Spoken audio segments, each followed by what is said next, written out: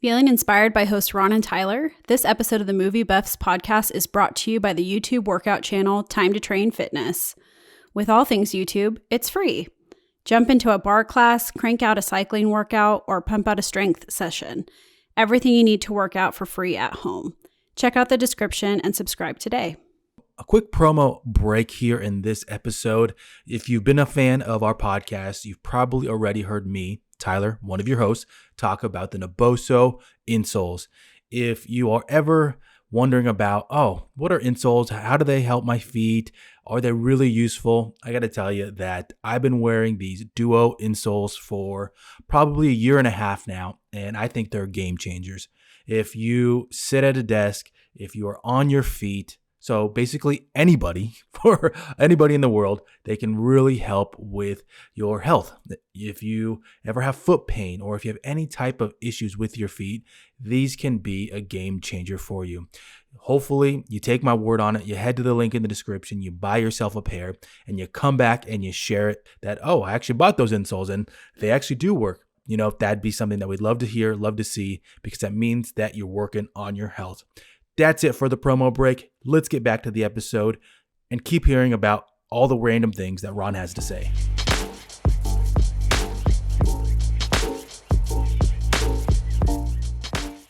Welcome in on another instant reaction episode in the MovieBuffs Podcast. My name is Tyler Valencia, and I know I'm a little late on this episode. I'm going to be talking about the Marvels, and I would say about a week-ish late in terms of optimizing content for the Marvels. I know that it's started to die down already, but I did want to make sure I get this episode out because, one, I wrote the outline for it, and two, I think that it's a movie that should be watched, to be honest. And I'm going to start by addressing the negative comments and really the attempts to hurt this film. And that was something that I wasn't shocked to see. And I'm not going to get into accounts or anything like that are sharing content like that, or even some of the worst stuff that I've seen, which is thumbnails on YouTube, basically trying to trick watchers and people on the platform into clicking through to listen to whatever their opinion might be, but really just kind of falsely marketing this film and marketing their content just to get people to click through. So one of the negative comments and negative views that people are trying to push, and this is one that I thought was just honestly comical, was how Kamala in the film, she idolizes Carol Danvers. And I find it comical because how many films do we see Spider-Man? Do we see that character trying to just be all over Tony Stark? I mean, they literally spent the whole film, the whole first Spider-Man, and all of a sudden now it's a bad thing. But when Tom Holland does it, I mean, there's nothing wrong with it. And his portrayal of Peter Parker, am I saying it's bad? No. Am I saying that it's annoying? No. And it just doesn't make sense why somebody being a fan of somebody is boring or it's overplayed all of a sudden when this one character does it in this film. But yet we could see it across multiple films with that version of Peter Parker. So I just found it very just interesting that that's the viewpoint somebody took away from it, that now it's exhausting. With the opening weekend of the movie, I know that that's been a big thing with the budget of the movie, but also what its numbers were. That's usually one of the viewpoints. People that don't like a movie or want a movie to fail, what they really try to do is push at, it's only done this much money so far. And I mean, I don't get why that's what you want to focus on. I mean, is it doing poorly compared to other movies, other Marvel movies? Yeah, I would say that it is. But at the same time, it's also doing better than a lot of other superhero movies that have come out at the same time this year. And I mean, there's so many factors, so many times that we talk about superhero movie fatigue. And I just quickly looked up right now. So right now it's at 161 million, a lot of money. The budget for it was an estimated 220. Do I think it's going to get an extra 60? I think it will. I really, I thought that gross worldwide was a lot lower based on how people are trying to portray this movie. So, I mean, how many, and people are going to laugh at this, but how many DC movies have done far less than that, and that for their whole run? And yet all of a sudden this movie it's not even a main tag team movie. It's not a main Marvel movie that, okay, it's failing, it's doing poorly. And, piggybacking on that one of the other negative viewpoints that people were trying to push was how this director, how this was their first big film and they shouldn't have gotten it.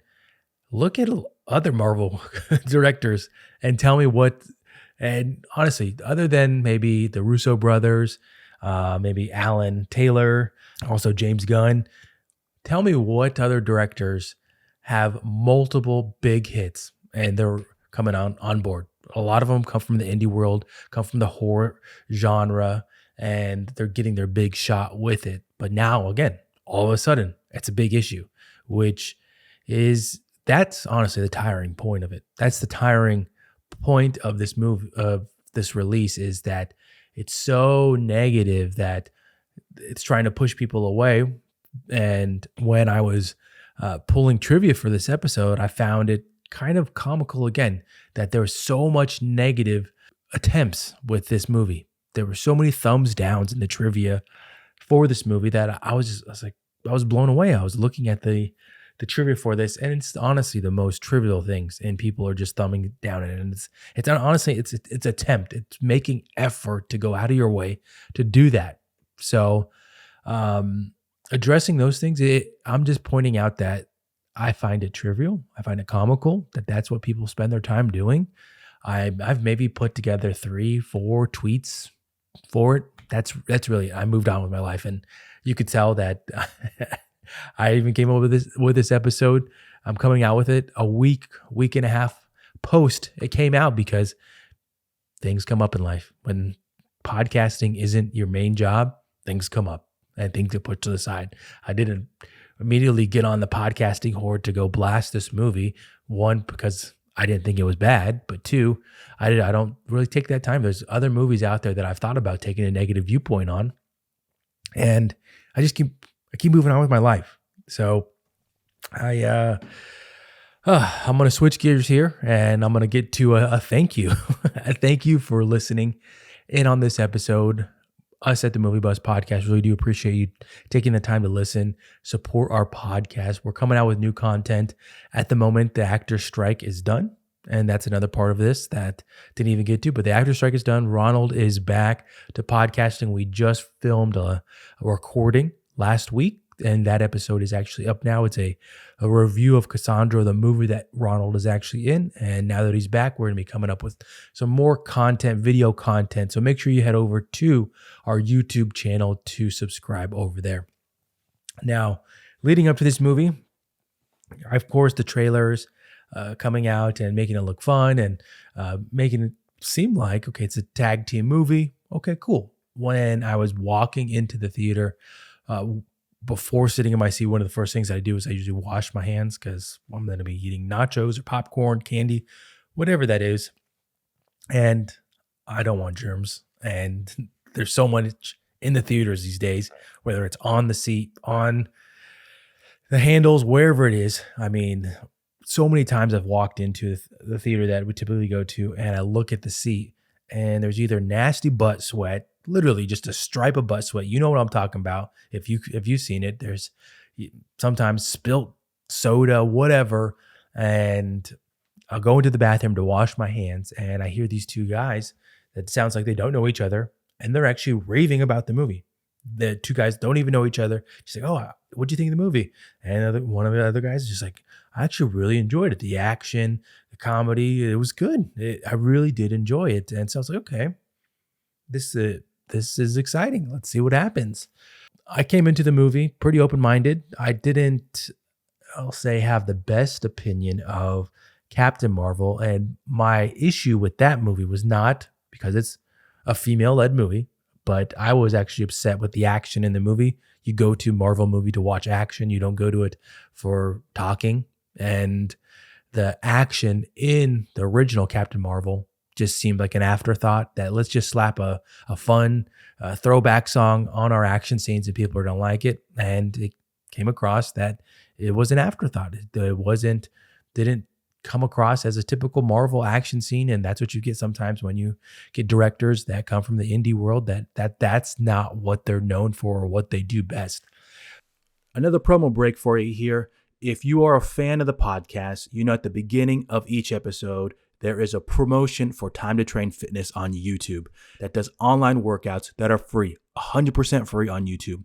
What was just added was a 12-day workout series. So if you have dumbbells, if you have an indoor bike, you can follow this for 1 month to help you get back on track and work on your fitness. Check it out at the link in the description. Make sure you subscribe and make sure that you keep listening to the MovieBuffs Podcast. I had an open mind going into this, and I would say that I came out pleasantly surprised with it. Let me give you some film background right now. So the IMDb storyline says Carol Danvers, aka Captain Marvel, has reclaimed her identity from the tyrannical Kree and taken revenge on the Supreme Intelligence. But unintended consequences see Carol shouldering the burden of a destabilized universe when her duty sent her to an anomalous wormhole linked to a Kree revolutionary. Her powers become entangled with that of Jersey City superfan Kamala Khan, aka Miss Marvel, and Carol's estranged niece, now Saber astronaut Captain Monica Rambeau. The director for this film was Nia DaCosta. This was actually the biggest opening weekend for a Black director, and you might know her from maybe Candyman or a few episodes of Top Boy, and that was just looking up on IMDb. The cast for this film: Brie Larson, Teyonah Parris, Iman Vellani, Samuel L. Jackson, and Zal Ashton, who is actually dating Tom Hiddleston, if you didn't know that. So one of the first areas I'm going to start with is actually the growth of Iman Vellani. So I said this right after I walked out, and I tweeted about it, that she's easily one of the most likable MCU characters. I think that her growth as an actress is very apparent. I didn't really find issue with Miss Marvel, and I actually found the Miss Marvel series was a pleasant surprise. I found it fun. I found it kind of a change of pace, and I liked all the aspects of it. And going into this, I was excited to see her growth and see how she continues to grow as a character within the Marvel universe. And some of the aspects of it of her character that I actually like is she's funny, she's caring, and she actually wants to be a superhero. How many superhero lines do we see that the person doesn't want to be a superhero, or that there's some type of something preventing them, that they don't really want the powers? How many storylines have you heard like that? Oh, I didn't wish for this, I didn't want this. And she's also giving. She's giving on screen, and she cares about the other people in her life. She cares about people she's never met, and she cares about the people she's working with. And again, it's a change of pace from the typical dark background of people that don't want this. They have some type of negative perspective on powers, responsibility, whatever that might be. And on top of that, she has a family that supports her and motivates her and that cares for her, that's part of her motivation. Again, how many times do we see storylines where somebody comes from a struggling past, they have to go through a lot of adversity, and with those ones, I'm not saying those are bad. People can connect with those in different ways, but it's a change of pace. I mean, from, say, the Tony Stark storyline, where Tony was estranged from his father, and he didn't know him, and all of a sudden, he has a negative viewpoint of what his dad did until he learns more about what he was doing and how he didn't have enough technology. And this character, Miss Marvel, Kamala Khan, her family wants her the best for her. They support her. They're happy to see her. Again, it's a change of pace from what we're used to seeing. So again, I think she's one of the most likable characters within the MCU. And I'm actually happy by the time you're listening to this, most likely you've heard what's going on in the movie. So of course these are spoiler free, but I do want to say that I'm happy that she is somebody that's going to be leading the pack for what her character is doing moving forward and what they're trying to do. So next, let's talk about the action sequences. I have found that the action sequences are part of how I really judge a director. And it was really what came to mind, and why I started doing this more, I'll say, is because I saw this behind the scenes footage, background footage with the director from John Wick, Chad Stahelski, and he was talking about it being an art form and how much he places emphasis on the action sequences. There we go. And it became very clear to me that some directors really do take the time to sequence this out, put some thought behind it. And I'm not saying other directors don't. I'm not there. I don't know what's going on. But if you look at some of the top action sequences, there's a lot of thought, a lot of emphasis placed on them.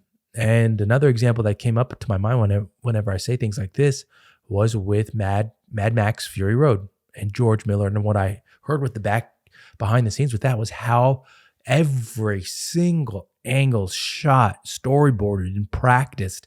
And I remember seeing how they were even practicing these humongous stunts. And that attention to detail was what people talk about. How amazing these action sequences are, how amazing the film came out.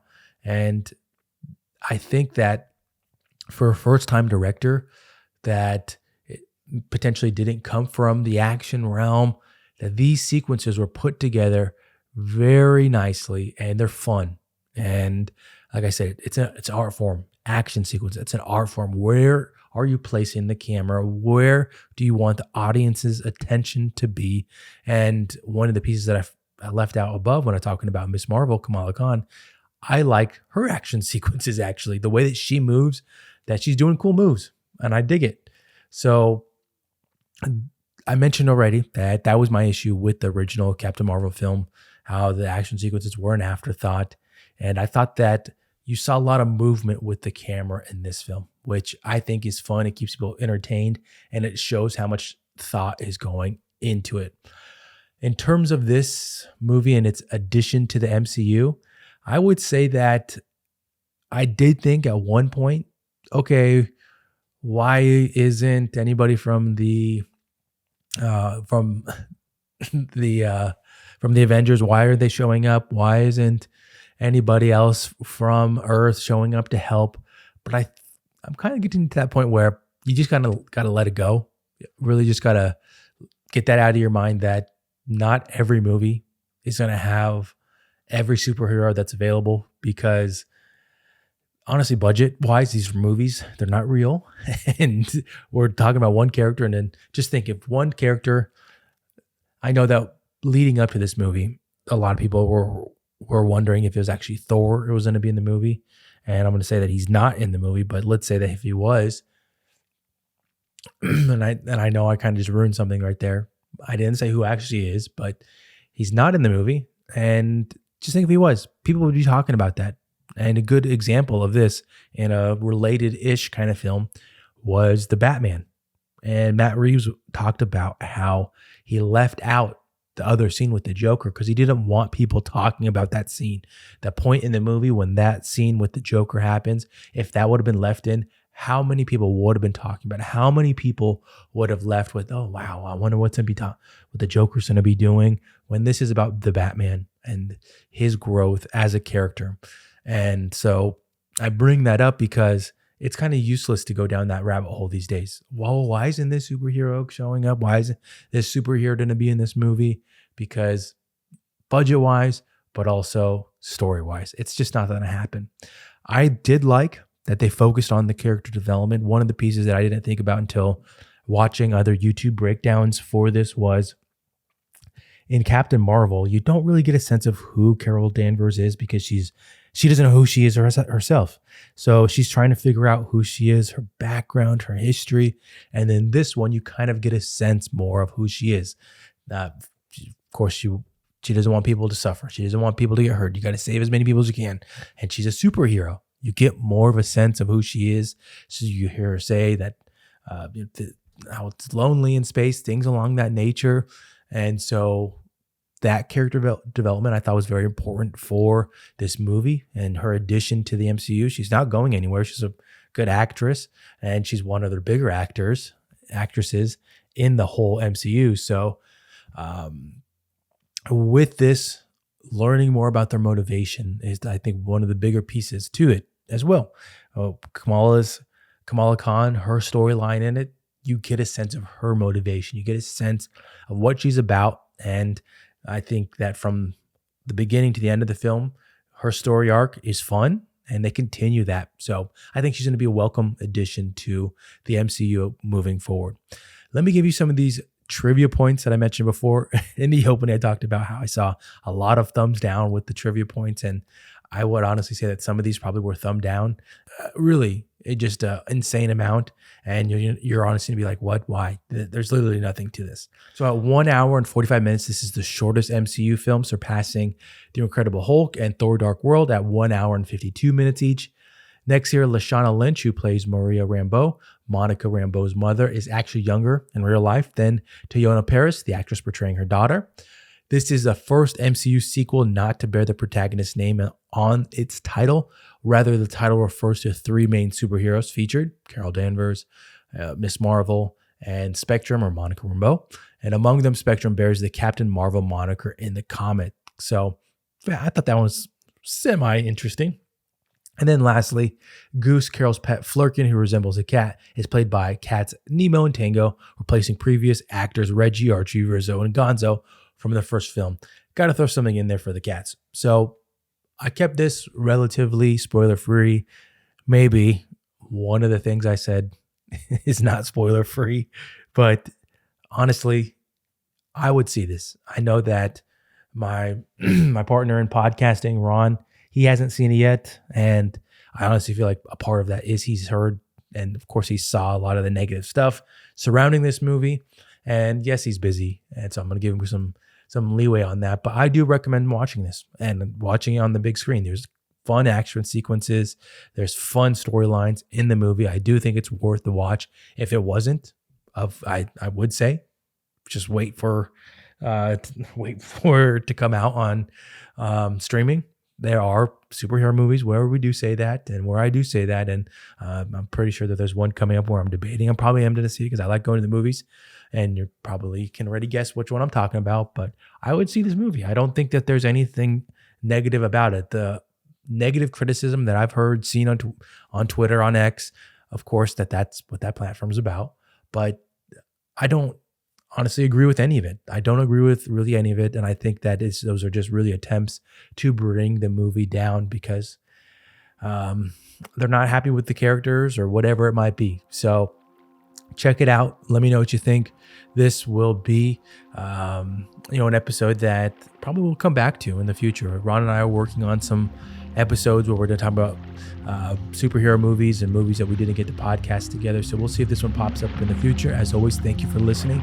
Thank you for tuning into the MovieBuffs Podcast, and I'll catch you in the next one.